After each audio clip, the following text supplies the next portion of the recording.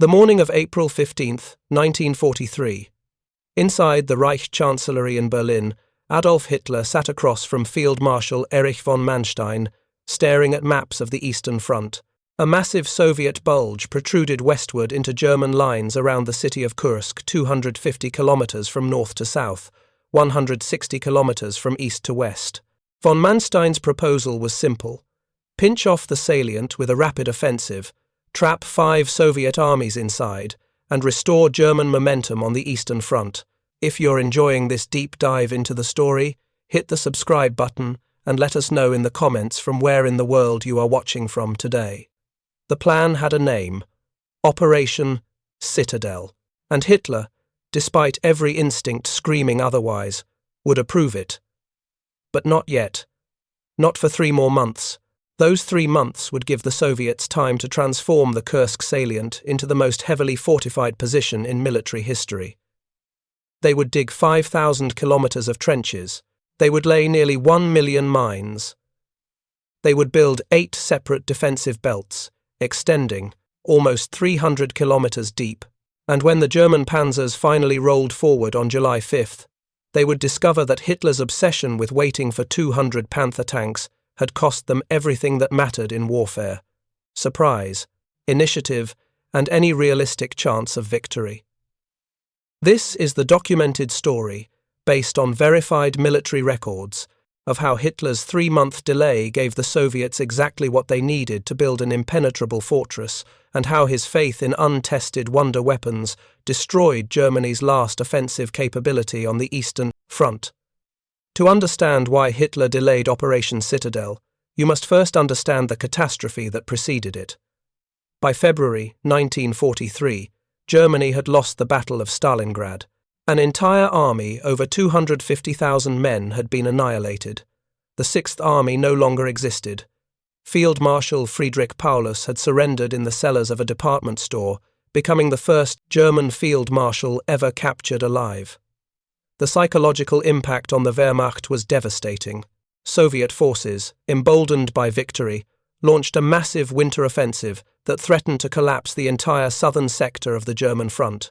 But Field Marshal von Manstein, commanding Army Group South, was no ordinary commander. In March 1943, he executed a brilliant counteroffensive. Using mobile defense and carefully timed counterattacks, he recaptured the city of Kharkov and stabilized the front line. The German panzers had proven they could still win battles. The question was whether they could win the war. When the spring mud season, the Rasputitsa, brought operations to a halt in mid-March, both sides faced a strategic pause. The front line had stabilized, but it had stabilized in a peculiar shape. Soviet forces controlled a massive salient centered on Kursk. The bulge created opportunities and dangers for both armies. For the Germans, it offered the chance to execute a classic double envelopment, attacking from north and south, meeting in the middle, and trapping hundreds of thousands of Soviet troops. For the Soviets, it provided a springboard for future offensives toward Orel in the north and Ukraine in the south. On March 10th, von Manstein presented his concept to Hitler. Strike rapidly, he argued, while Soviet forces were still recovering from their winter losses. The Wehrmacht could pinch off the Kursk salient, shorten the front line by 500 kilometers, and capture enough Soviet prisoners to supply Germany's labor-starved war industries. The offensive would have to begin quickly by early May at the latest, before the Soviets could fortify their positions or bring up reserves. Hitler approved the concept. Operations Order No. 6, issued April 15th, 1943, authorized preparations for Operation Citadel. The objective was straightforward. Army Group Center's 9th Army would attack, southward from the north side of the salient. Army Group South's 4th Panzer Army would drive northward from the south. The 2 pincers would meet east of Kursk, encircling 5 Soviet armies. The attack would commence on short notice after April 28th. But almost immediately, the delays began. General Walter Model, commanding 9th Army in the north, protested that his forces were not ready. His deployment could not be completed by May 3rd. He needed more troops, more artillery, more time. Model had seen aerial reconnaissance photographs of Soviet defensive preparations. The Soviets were digging in. Waiting, Model argued, would allow his army to bring up additional forces and equipment. Hitler held a conference on May 3rd. Von Manstein, Field Marshal Gunther von Kluge, Chief of the General Staff Kurt Zeitzler, and Heinz Guderian, Inspector General of Armoured Troops, all attended. Manstein and Kluge wanted to proceed immediately. Zeitzler supported the offensive, but Guderian and Armaments Minister Albert Speer objected to Citadel entirely. Even if successful, Guderian argued, the offensive would destroy Germany's tank reserves just when Allied invasion in the West appeared imminent. And then Guderian raised the fundamental question. He turned to Hitler and asked, "Why do you want to attack in the East at all? How many people do you think even know where Kursk is? It is a matter of profound indifference to the world whether we hold Kursk or not. Why do we want to attack in the East at all this year?" Hitler's response, recorded in Guderian's memoirs, revealed his own doubts. "You're quite right," the Führer admitted. "Whenever I think of this attack, my stomach turns over." But Hitler did not cancel Citadel. Instead, he postponed it. Until June, to wait for new weapons. The weapons Hitler was waiting for were the Panther tank and the Ferdinand tank destroyer, later called the Elephant. The Panther, designated Panzerkampfwagen V, was Germany's answer to the Soviet 34. Armed with a 75mm gun with exceptional range and penetration, protected by sloped armor that could defeat most Soviet anti-tank weapons, the Panther represented a quantum leap in German armored capability. Hitler believed that with enough Panthers, German forces could smash through any Soviet defensive line. There was only one problem: the Panther did not work. Production of the Panther Model D had begun in January 1943, the first tanks rolling off the assembly lines at the Maschinenfabrik Augsburg-Nürnberg factory were immediately identified as defective. The engine overheated catastrophically. Petrol leaked from fuel pumps and carburetors, causing engine compartment fires. 3 Panthers were completely destroyed by fires before ever seeing combat. The transmission and final drive, required to move the tank's 44.8-ton mass, broke down repeatedly. Connecting rods and bearings in, the Maybach engine failed. Gaskets leaked motor oil. Between April and May 1943, every Panther produced was shipped to Falkensee and Nuremberg for a complete rebuilding program. The program attempted to correct the most critical flaws, but when the rebuilt Panthers emerged, problems remained. A second rebuilding program began in June, at Grafenwöhr and Erlangen. Reliability improved marginally, but the Panthers that would go to Russia were still, essentially, prototypes. Combat vehicles rushed into service before their development was complete. Hitler did not care. He wanted Panthers at Kursk. Lots of them. On May 6th, the OKH Oberkommando des Heeres, the German Army High Command, announced that Citadel was postponed to June 12th. On May 10th, Guderian was summoned to discuss Panther production and potential delays. After that conference, Guderian asked for a private audience with Hitler, Keitel, Guderian's chief of staff, Wolfgang Thomel, and Karl Sohr, from the Armaments Ministry were present. Guderian again challenged the entire Citadel concept. Wilhelm Keitel, Hitler's chief of the Armed Forces High Command, argued for the attack on political grounds. Germany needed a victory to reassure wavering allies. Guderian's response was blunt. "How many people do you think even know where Kursk is?"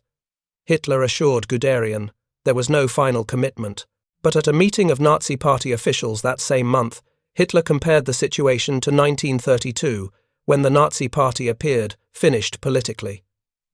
In 1932, Hitler said, "We attained victory only by stubbornness that sometimes looked like madness. So, too, we will achieve it today." Citadel was not cancelled. It was delayed again, until the first week of July, to wait for more Panthers. While Hitler waited for his wonder weapons, the Soviets built a fortress. Soviet intelligence knew Operation Citadel was coming. They knew it through multiple sources. The Lucy spy ring in Switzerland provided detailed information about German intentions. British intelligence at Bletchley Park, having cracked the German Enigma codes, passed decrypts directly to Moscow through their agent John Cairncross. Soviet politician Anastas Mikoyan later wrote that on March 27, 1943, Stalin informed him of a possible German attack in the Kursk sector. The Soviet High Command faced a critical decision. Stalin's instinct was to attack first, launch a preemptive offensive to disrupt German preparations. But Marshal Georgy Zhukov, Deputy Supreme Commander, and Marshal Alexander Vasilevsky, Chief of the Army General Staff, recommended a different strategy. Let the Germans attack, they argued. Build defensive positions so strong that German forces would exhaust themselves against Soviet fortifications.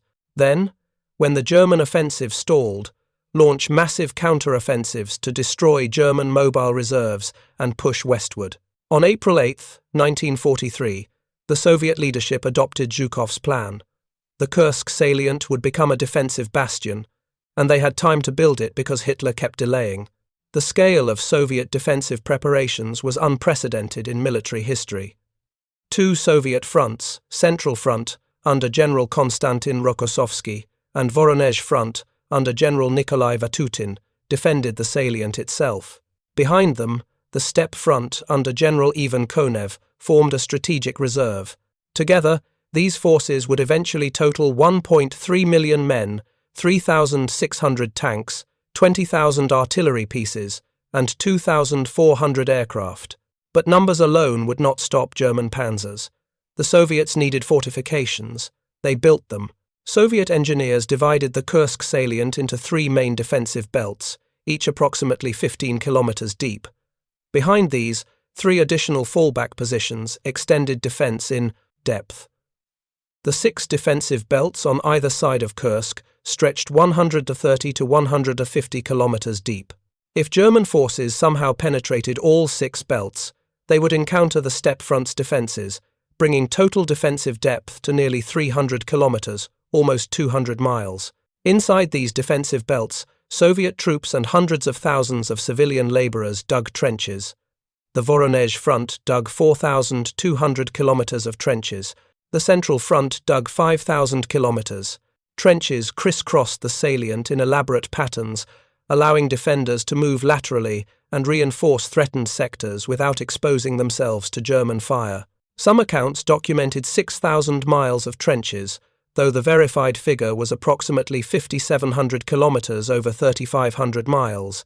The trenches were only the beginning. Soviet forces laid approximately 1 million anti-personnel and anti-tank mines.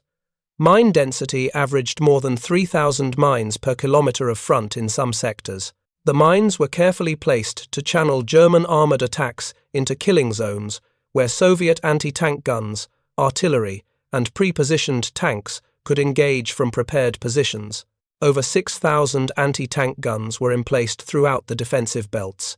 920 Katyusha rocket launcher positions were prepared, each capable of devastating entire German infantry formations with a single volley. Soviet engineers built anti-tank obstacles, ditches, dragon's teeth, concrete barriers, and steel hedgehogs. They constructed hundreds of bunkers and fortified positions. They created thousands of individual tank fighting positions, dug in to hide Soviet armor from turret down. Soviet tanks could move between prepared positions, immediately able to fire on any German penetration while remaining protected. The defensive system was designed around a principle that would prove devastatingly effective: defense in depth.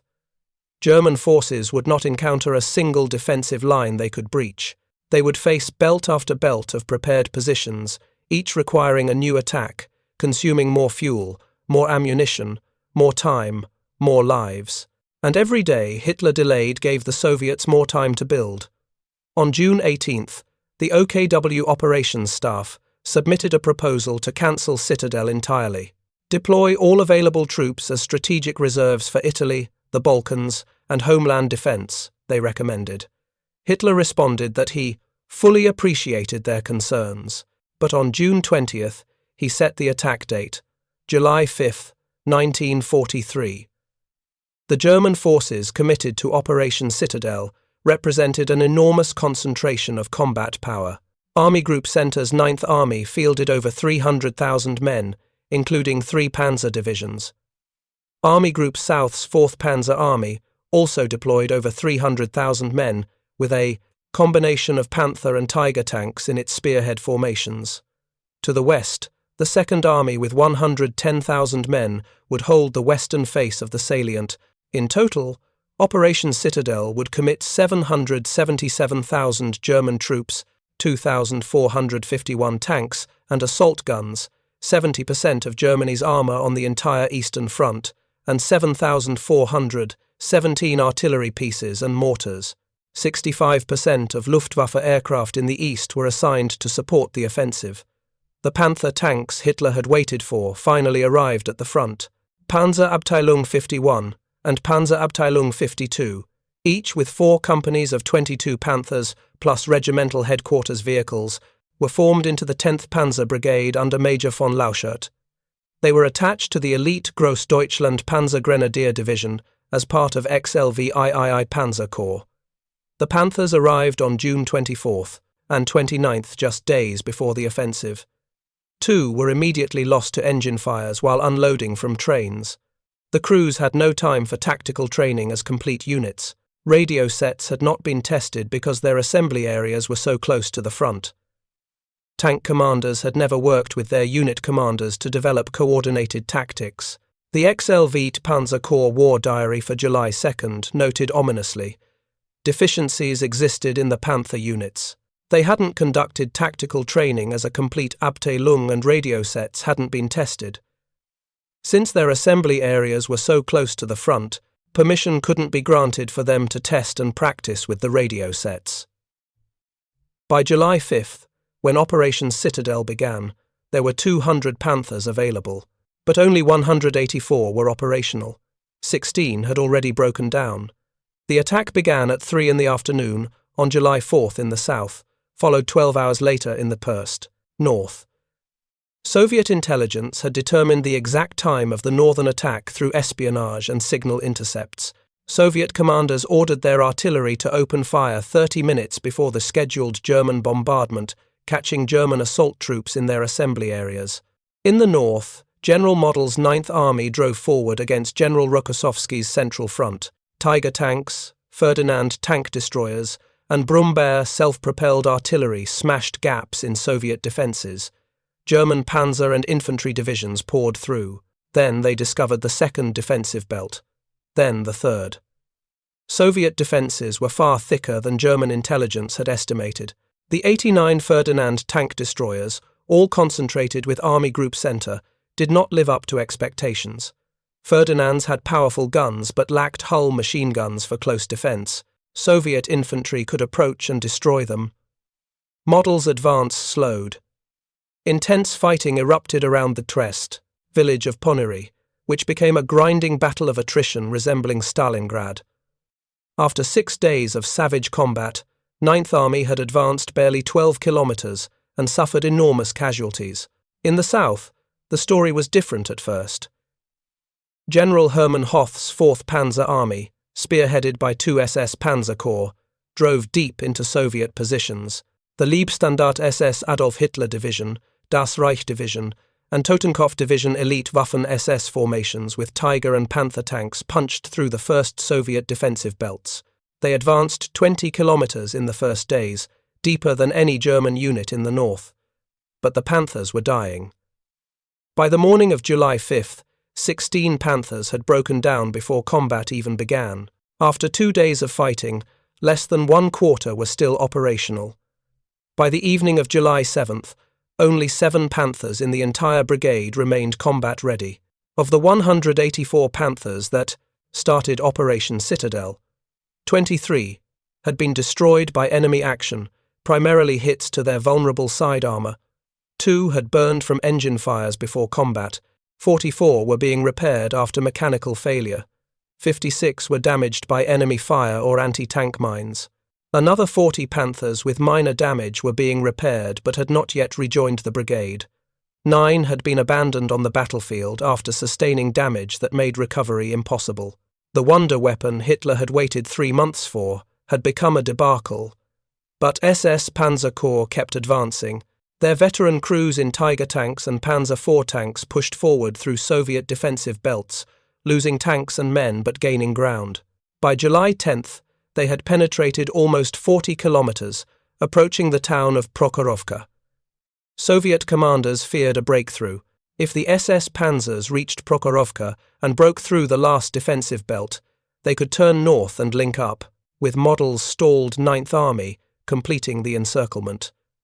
General Nikolai Vatutin, commanding Voronezh front, committed his reserve.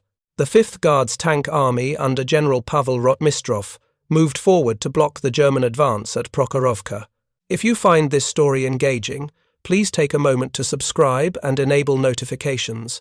It helps us continue producing in-depth content like this. On July 12th, the two armoured forces collided. The Battle of Prokhorovka would become one of the most controversial engagements of World War II. Soviet accounts claimed 850 tanks fought in a single massive engagement, with hundreds of German tanks destroyed.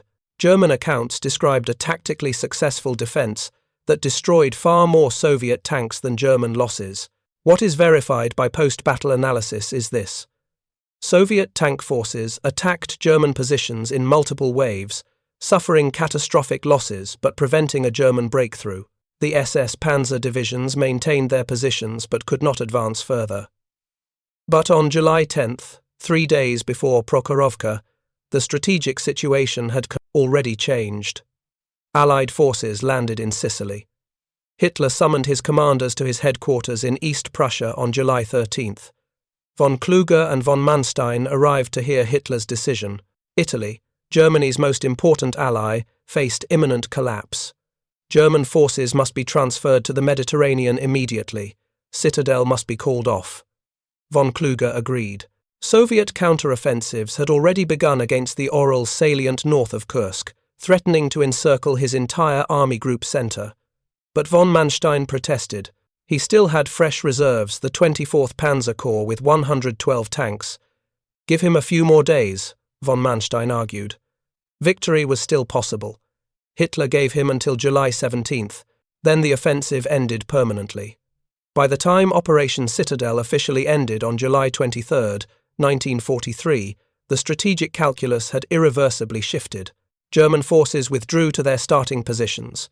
The massive salient remained in Soviet hands.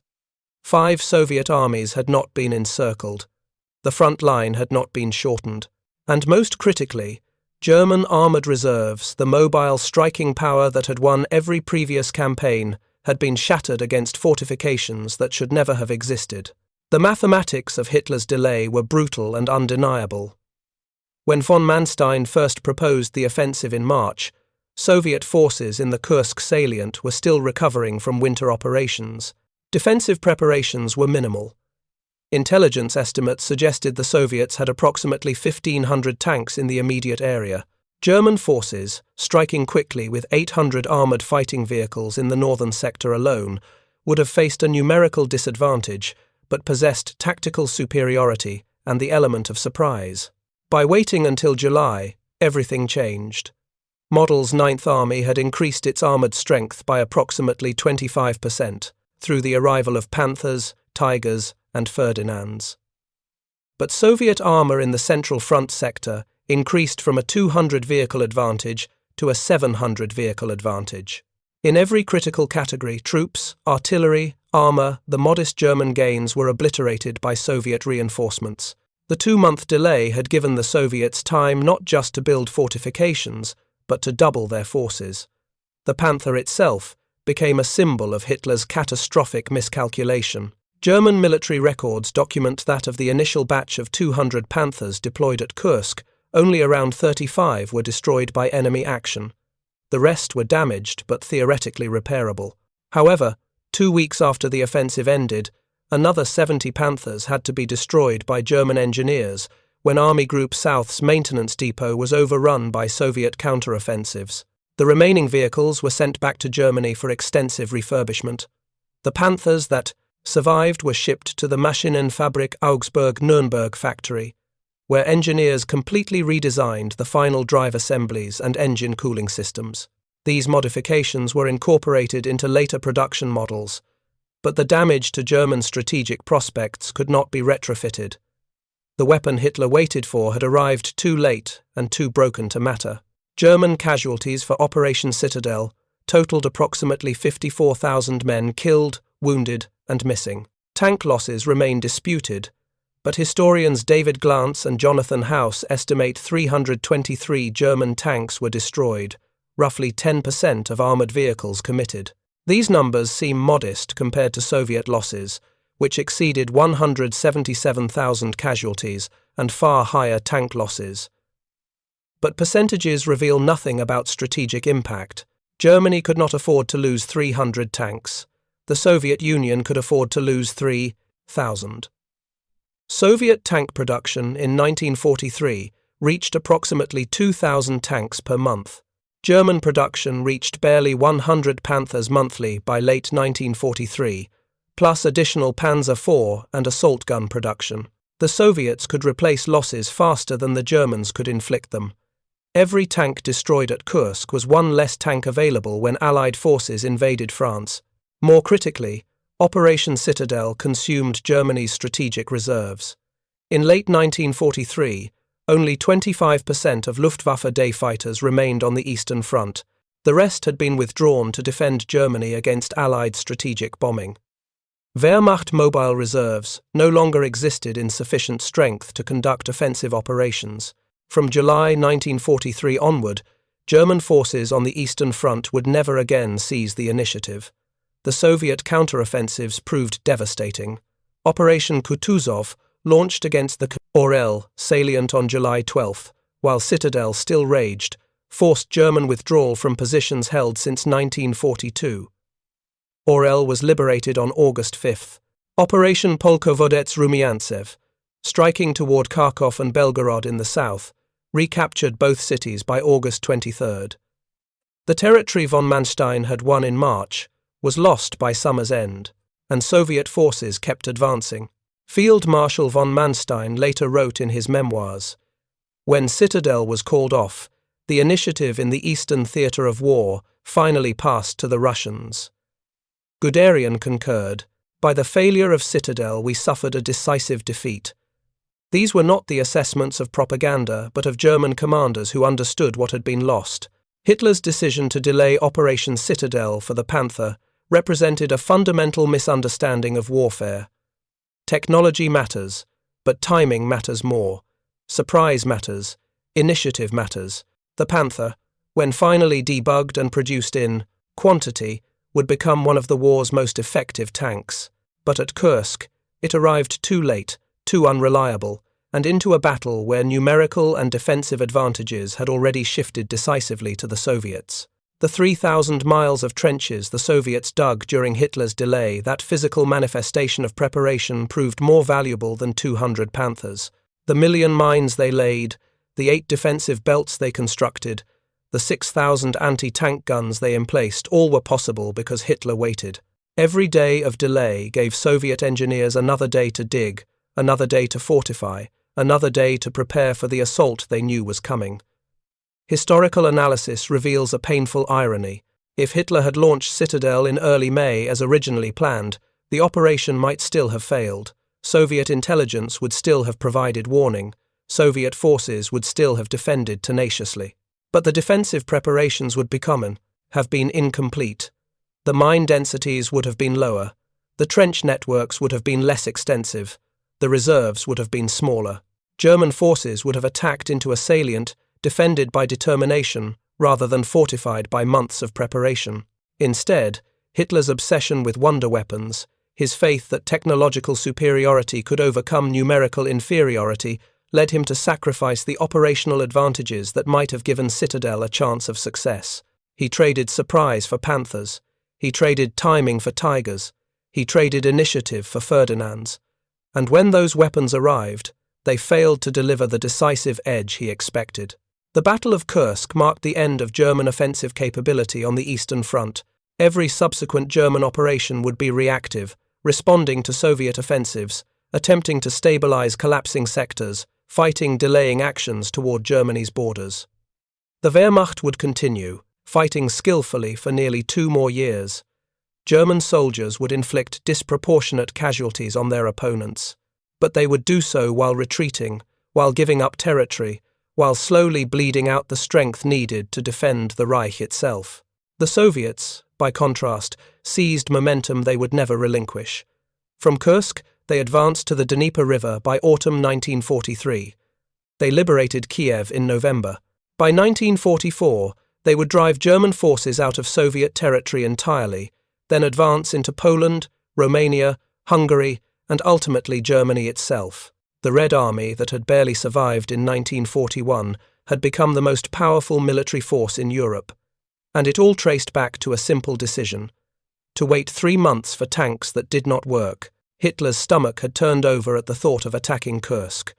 Guderian had warned him, his own instincts had screamed that the offensive was wrong, but he attacked, anyway, and attacked late. The delay gave away every advantage German forces possessed. The attack itself consumed reserves Germany could not replace, and the defeat confirmed what perceptive German commanders already knew. The war in the east was lost. The 3,000 miles of Soviet trenches at Kursk built during the delay Hitler ordered became the physical embodiment of opportunity squandered. Every kilometre of trench represented time wasted. Every defensive belt represented initiative surrendered. Every mine represented another moment when German forces could have been attacking instead of waiting. In the end, the Panthers Hitler waited for did not save Operation Citadel. They condemned it.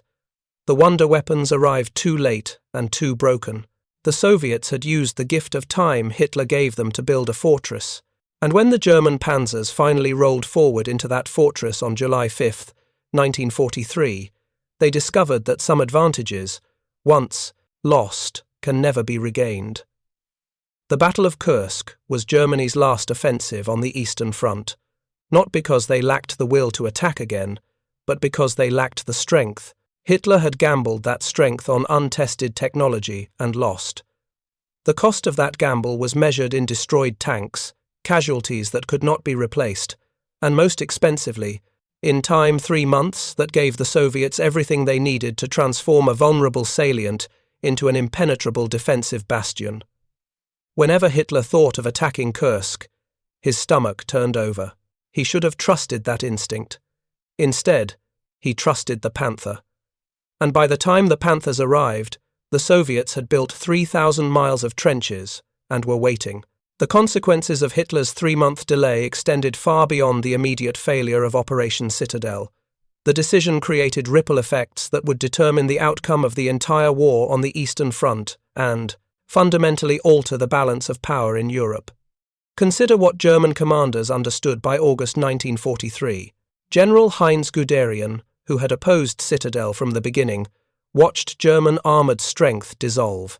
The Inspector General of Armoured Troops had warned that the offensive would consume tank reserves needed for defending against Allied invasion in the West. His predictions proved accurate. By late summer 1943, German panzer divisions were shadows of their former strength. The cream of German armour, the Tigers, the Panthers, the assault guns had been ground down in the Kursk meat grinder. Wehrmacht quartermaster records document the material cost. German ammunition expenditure during July and August 1943 reached the highest levels yet recorded on the Eastern Front. 236,915 tons were consumed in July. Another 254,648 tons in August. The previous peak had been 160,645 tons in September 1942 during the drive towards Stalingrad. The massive expenditure at Kursk left German forces critically short of artillery shells for subsequent defensive battles. But ammunition could be manufactured, time could not. And it was time that Hitler's delay had irrevocably wasted. Soviet commanders understood what they had gained. Marshal Zhukov later wrote that the defensive strategy at Kursk, letting German forces exhaust themselves against prepared positions before launching counter-offensives, became the template for Soviet operations for the remainder of the POSIS war. The Soviets had discovered they could anticipate German intentions, fortify the threatened sectors, and then counterattack with overwhelming force once German mobile reserves were committed and depleted. This strategic revelation changed everything. In 1941 and 1942, German armies had achieved surprise through rapid movement and unpredictable axes of advance. Blitzkrieg relied on keeping enemies off balance, attacking where they were weak, and exploiting breakthroughs before defenses could solidify. But at Kursk, the Soviets had months of warning. They knew exactly where the Germans would attack. The Kursk salient was the obvious target. They knew approximately when the attack would come. Intelligence and Hitler's delays gave them precise timelines, and they had time to prepare a response that negated every German tactical advantage. The defensive preparations themselves revealed evolving Soviet military competence. Soviet engineers had learned from earlier defeats. The 8 defensive belts at Kursk were not simple trench lines but sophisticated networks of mutually supporting positions. Anti-tank strongpoints were positioned to create interlocking fields of fire. Artillery batteries were pre-registered on likely German approach routes. Tank reserves were positioned in depth, ready to counterattack any penetration. The defensive system at Kursk demonstrated that Soviet military leadership had achieved professional maturity comparable to their German opponents. Stalin himself had initially opposed Zhukov's defensive strategy. The Soviet dictator's instinct was to attack first, to seize initiative through offensive action, but Zhukov and Vasilevsky convinced him that patience would be rewarded. Wait for the Germans to attack, they argued. Let them exhaust their strength against fortifications, then strike back when they are vulnerable. Stalin's willingness to accept this advice, to trust his military professionals rather than impose political demands, marked a fundamental shift in Soviet command culture. Hitler, by contrast, increasingly distrusted his generals and imposed strategic decisions based on ideology and technological fetishism rather than military reality. The personnel losses at Kursk, though seemingly favorable to Germany in the short term, actually accelerated Wehrmacht decline. German forces inflicted roughly 3 times as many casualties as they suffered. Soviet losses exceeded 170,000 men, while German casualties totaled around 54,000. But these numbers concealed a strategic truth. The Soviets could replace losses while Germany could not. Soviet mobilization in 1943 was reaching peak efficiency. The Red Army added over 1 million new soldiers in the first half of 1943 alone. Tank production, artillery production, ammunition production all exceeded German output by substantial margins. Soviet factories, many relocated beyond the Urals and safe from German air attack, operated continuously. German industry, increasingly subjected to Allied strategic bombing, struggled to maintain output. More critically, Soviet replacements were increasingly well-trained. The survivors of Stalingrad, the veterans of winter offensives, the experienced tank crews, these formed the core of Soviet units at Kursk. Many Soviet soldiers defending the salient were recent veterans who understood German tactics and knew how to counter them. The Red Army of 1943 was not the Red Army of 1941. It had learned, adapted, and improved. German forces at Kursk, by contrast, included many replacement troops with minimal training. The veteran Panzer crews who had conquered France and driven to Moscow were increasingly casualties of 3 years of continuous combat. Their replacements lacked experience. The Panther crews who arrived at Kursk had virtually no training on their new tanks. They loaded onto trains, rode to Russia, unloaded, and attacked within days. No time for crew coordination. No time for tactical training. No time to learn their weapons capabilities and limitations. This training deficit manifested immediately in combat. Experienced German tank commanders could identify targets at extreme range, coordinate with supporting units, and maneuver to maximize their tanks' advantages. Inexperienced Panther crews struggled with basic operations. They could not maintain formation. Radio communications were chaotic. When Panthers broke down, which happened constantly, crews often lacked the technical knowledge to perform field repairs. The Luftwaffe situation was even worse. By summer 1943, German air superiority on the Eastern Front had evaporated. Only 38.7% of Luftwaffe aircraft remained in the east by late June. The rest had been withdrawn to defend Germany against American daylight bombing and British night raids. At Kursk, the Luftwaffe could still achieve local air superiority by concentrating available aircraft, but sorties from 5 to 8 July showed the disparity. Soviet units flew 11,235 sorties, with 556 aircraft lost. Germans flew fewer sorties and lost fewer aircraft in absolute numbers, but the Soviets could sustain those losses. The Luftwaffe could not. German aircrew training had collapsed by 1943, fuel shortages, limited training hours. Experienced pilots were killed faster than replacements could be trained. Soviet pilots, meanwhile, were gaining experience and confidence. The Soviet Air Force that had been decimated in 1941 had rebuilt with modern aircraft, Yak-9 fighters, Il-2 Sturmovik ground attack aircraft and pilots who had survived long enough to become dangerous. The strategic initiative that passed to the Soviets at Kursk was never recovered. From July 1943 until May 1945, Soviet forces would conduct offensive after offensive, each one driving German forces westward. Operation Bagration, in summer 1944, would destroy Army Group Center entirely. The Vistula-Oder offensive in January 1945 would advance from Poland, within 100 kilometers of Berlin, and in April 1945, Soviet armies would assault Berlin itself. Hitler's 3-month delay at Kursk made all of this possible. Not inevitable Soviet victory required enormous sacrifice and fighting skill, but possible.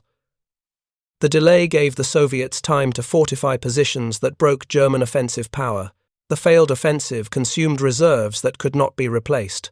The strategic defeat confirmed to Soviet commanders that they could dictate the terms of engagement, forcing Germans to fight defensive battles where Soviet numerical superiority was decisive. Field Marshal von Manstein would spend the rest of his life arguing that Kursk could have succeeded if Hitler had not called it off prematurely. In his memoir, Lost Victories, von Manstein claimed he was on the verge of breakthrough when Hitler ended the offensive. Post-war analysis suggests von Manstein was wrong. Soviet reserves behind the Kursk salient were far larger than German intelligence estimated. The 5th Guards tank army that fought at Prokhorovka was not the last Soviet reserve. Behind it stood additional armies, fresh divisions, and thousands more tanks. Even if 2 SS Panzer Corps had broken through at Prokhorovka, Soviet commanders would have committed fresh reserves to contain the penetration. But von Manstein was correct about one thing. The decision to wait 3 months was catastrophic. If Operation Citadel had any chance of success, that chance existed in May, not July.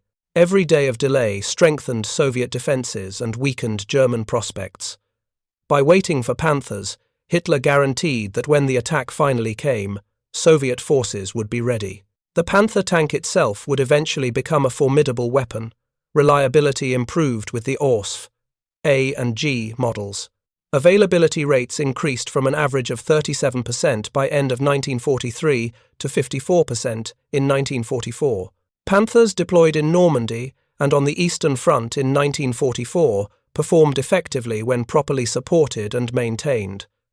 But by then, the strategic situation had shifted irreversibly. Panthers could win tactical engagements, but could not change strategic realities.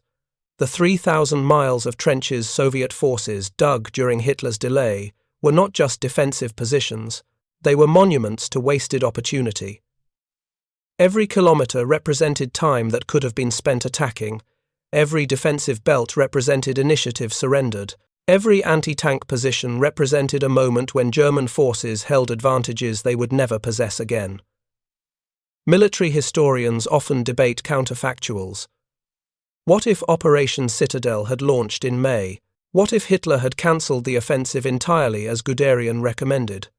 What if German forces had adopted a defensive strategy in 1943, conserving strength for the inevitable Allied invasion, France? These questions have no definitive answers. But what is certain is that the decision Hitler actually made to delay 3 months and then attack anyway combined the worst of all options. The delay sacrificed surprise without avoiding the offensive's costs. It gave away initiative without conserving forces. It demonstrated faith in technology without ensuring that technology actually worked. and it transformed an operation that might possibly have succeeded into an offensive that was doomed before it began. When Hitler admitted to Guderian that thinking about Kursk made his stomach turn over, he was experiencing a rare moment of strategic clarity. His instincts were correct. The offensive was wrong, but instead of trusting those instincts, he convinced himself that wonder weapons would make the impossible possible. The Panthers would arrive. The Panthers would win. Technology would triumph over timing. The Panthers arrived broken. The Soviets had built fortresses. Germany's last offensive on the Eastern Front died in the minefields and trenches of Kursk. The 3-month delay did not just give the Soviets time to dig trenches, it gave them time to win the war. Every day Hitler waited was a day the Soviet war machine grew stronger, a day Soviet defenses grew deeper, a day German advantages grew weaker. By the time Operation Citadel finally began on July 5, 1943, the outcome was already determined. Not by the fighting German soldiers would fight tenaciously, and Soviet casualties would be horrific, but by the decision to wait for tanks that Hitler believed would change everything. They changed nothing, except the future of Europe.